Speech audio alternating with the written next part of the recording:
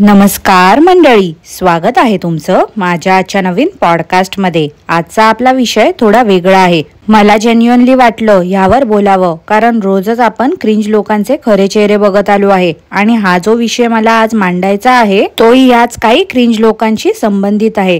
Social awareness साठी म्हणून मी या विषयावर बोलायचं ठरवलं।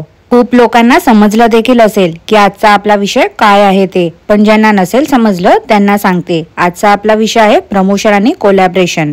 पण पॉडकास्ट सुरू करण्यापूर्वी जर तुम्ही माझ्या चॅनलवर नवीन असाल तर माझ्या चॅनलला सबस्क्राइब करून घ्या। सोबतच शेजारी असलेल्या बेल आयकॉनला प्रेस करा, सो दॅट कोणतीच अपडेट तुम्ही मिस करणार नाही।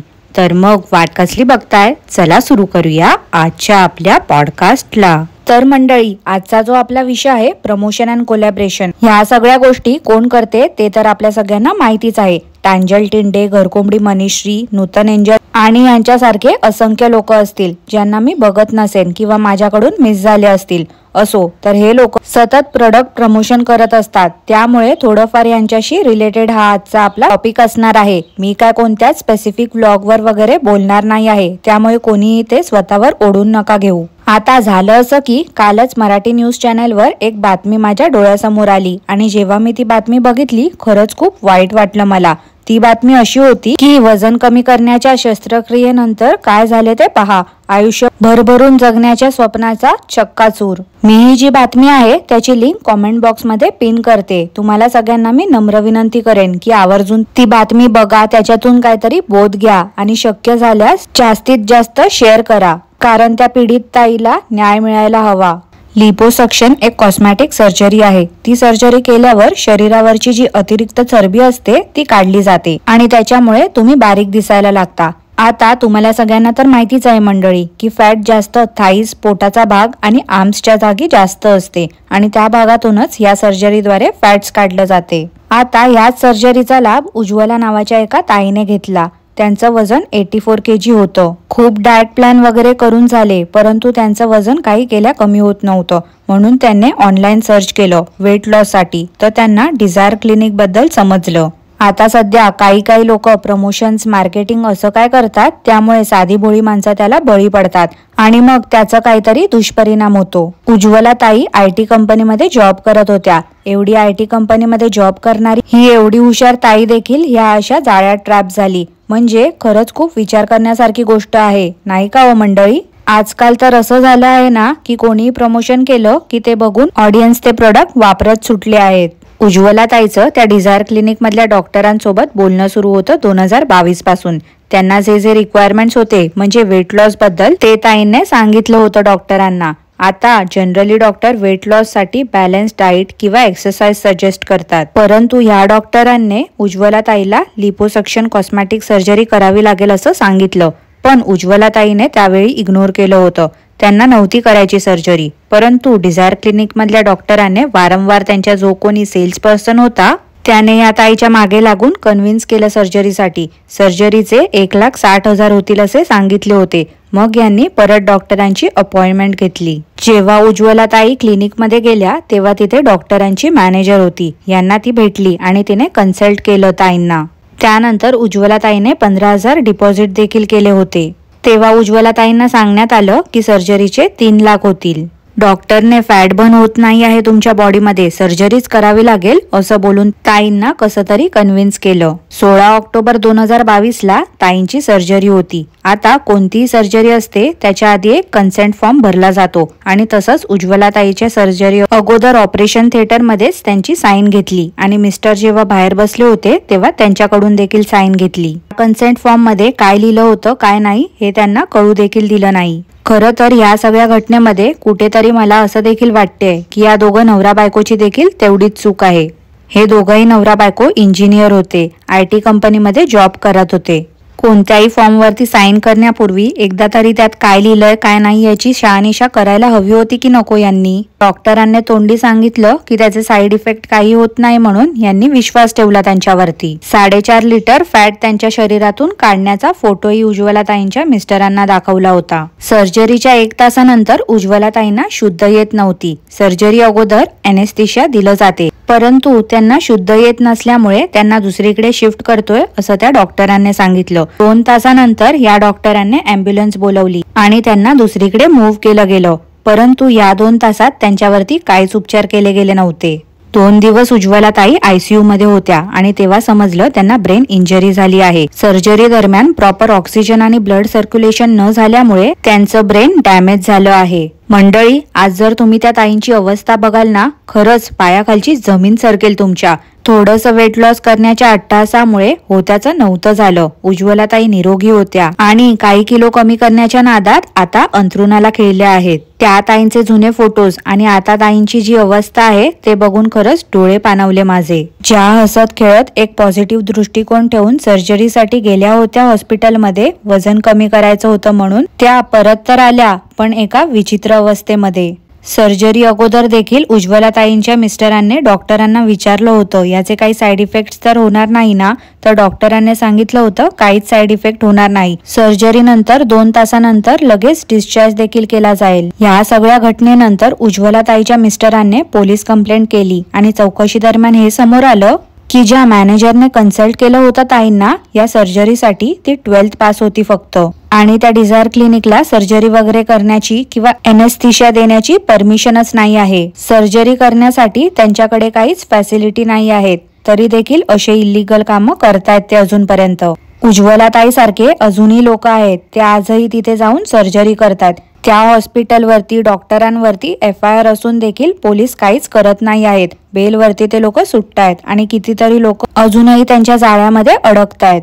उज्ज्वलाताईंचे मिस्टर त्यांना 2 वर्षापासून सांभाळतायत, त्यांचं सगळं काही करतायत, प्लस ही लढाई देखील एकटे लढतायत.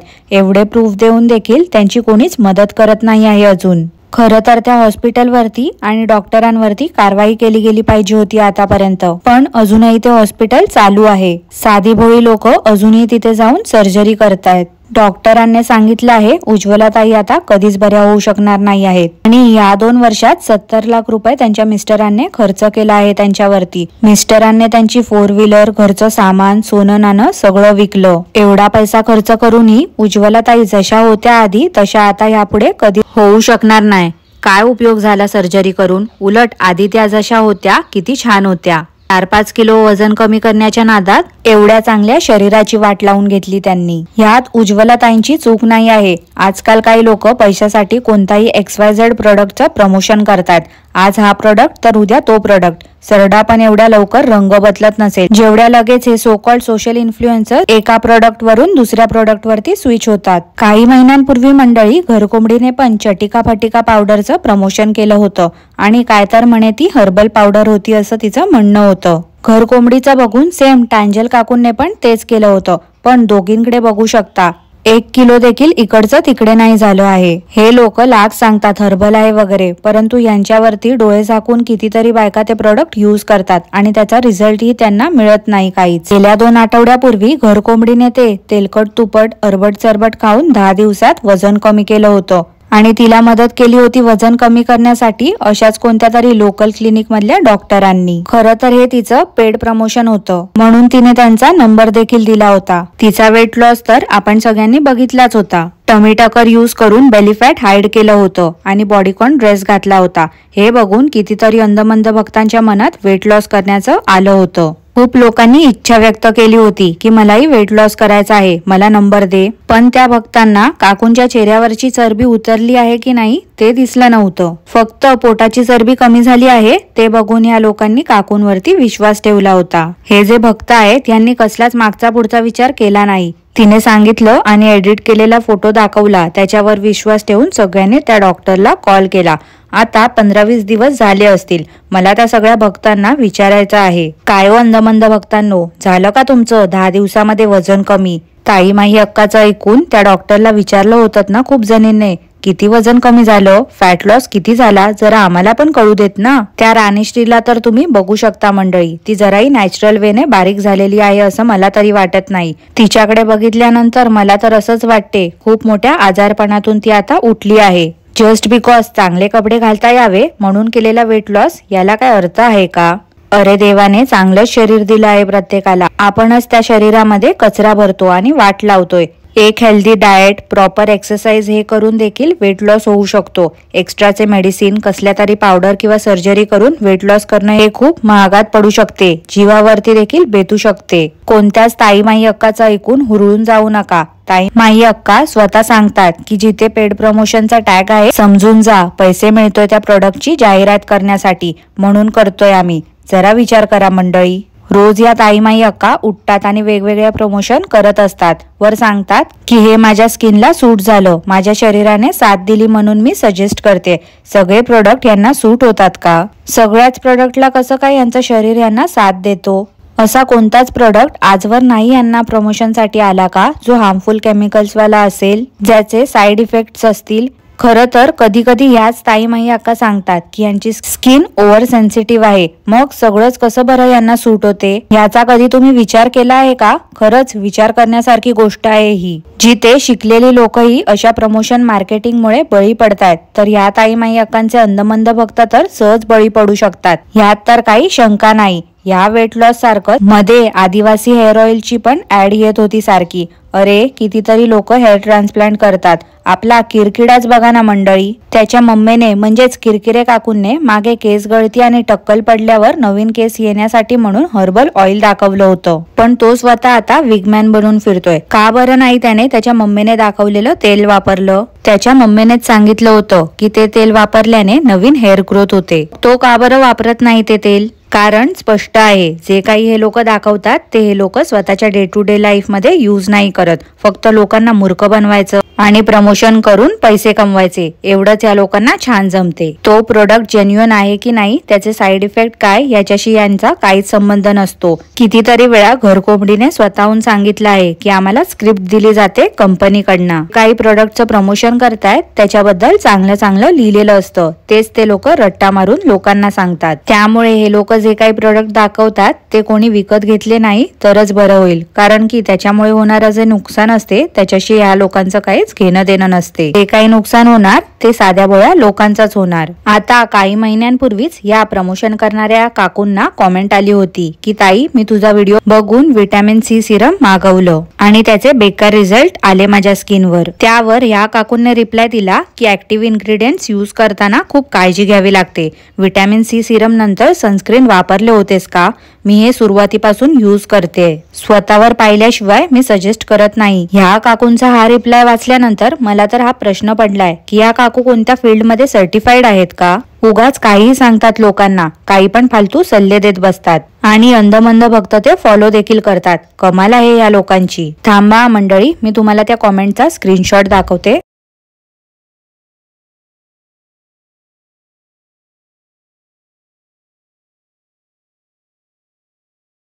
बघितलं ना मंडळी, या काकूंना त्या ताईने सांगितलं की मला साईड इफेक्ट झाले, तर काकू कसे त्यांना सल्ले देत बसले आहेत ते. आणि लोकांना पण आजकाल काय झालंय ना तेच समजत नाही आहे. आधी बघा ना, काकाचे प्रोडक्ट खूप फेमस होते, पण आता सगळ्यांना समजलंय ते प्रोडक्ट कसे आहेत. तरी काही लोकांचं त्या प्रोडक्टचं प्रमोशन करणं सुरूच आहे. अरे प्रमोशन करण्याला विरोध नाही आहे, पण विसरू नका एक गोष्ट, हे जे सो कॉल्ड सोशल इन्फ्लुएन्सर्स आहेत ना, ज्यांना माज आहे, यांना मला एक गोष्ट सांगायचं आहे.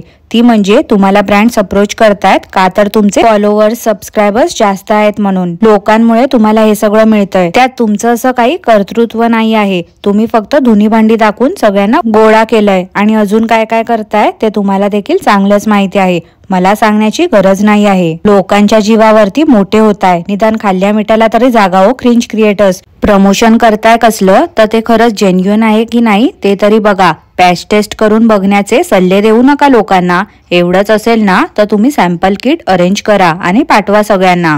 लोक त्यांचा पैसा टाकून तो प्रोडक्ट विकत घेणार. पॅच टेस्ट केली, काही रिॲक्शन झालं तर पैसे पण वेस्ट झाले त्यांचे. मग परत ती स्किन क्युअर करायला म्हणून अजून पैसा ओतावा लागेल. फक्त स्वतःपुरता विचार करणं सोडा आता, इतरांचाही विचार करा. तुम्ही एवढं स्वतःला सच्चे समजताना मग एक माणूस म्हणून माणुसकीच्या नात्याने विचार करा. मी जे काही बोलली त्याचा. आणि प्लीज हे असले खोटे नाटे प्रमोशन्स करू नका. खूप लोक तुमच्यावर विश्वास ठेवून ते घेतात. त्यांना काही सूट नाही झालं तर तुम्हाला कॉमेंट करतात, पण तुम्हाला एक दोन नेगेटिव्ह कॉमेंटनी काहीच फरक नाही पडत ना. तुम्ही हळूच त्यांच्या कॉमेंट डिलीट करून ब्लॉक करता. का तर इतर लोकांना हे तुमचं सत्य कळू नये म्हणून. ताई माई अक्का, हे असं वागणं आता थांबवा. चुकीचे सल्ले लोकांना नका देत बसू. आपण काय एकमेकांना कोणीच पर्सनली ओळखत नाही.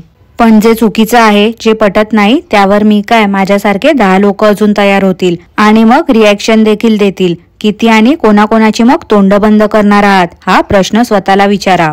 तसं तर तुम्ही कोणाकोणाला मेसेज करता, कसे आणि कोणाकोणाला व्हिडिओ डिलीट करायला सांगता, हे पण आम्हाला सगळ्यांना माहिती आहे हो. आम्ही किंवा आमच्या मंडळींनी तुम्हाला बिस्किट दिले नाही म्हणून तुमचा जो जळफळाट होतोय ना, तो दिसतोय हो जगाला. तर मंडळी, आता तुम्हीच विचार करा. जी व्यक्ती दर 2 दिवसांनी आपण ठरवलेली गोष्ट, जो रिझोल्युशन असतो, तोच मोडते आणि त्याच्या उलटच वागते, अशा दुतोंडी व्यक्तीकडनं काय अपेक्षा करायची? जी व्यक्ती स्वतःच्या मताशी ठाम नाही राहत, ती काय दुसऱ्यांना सल्ले देत सुटली आहे. खरंच खूप लाजिरवाणी गोष्ट आहे ही. जिजीताई जसं बोलते ना, तसा मोठा जॉक आहे हा, जॉक. आणि यांच्या या असल्या वागणुकीमुळे जॉकच बनलाय यांचा आता जगासमोर. दॅट्स इट फॉर टुडे मंडळी.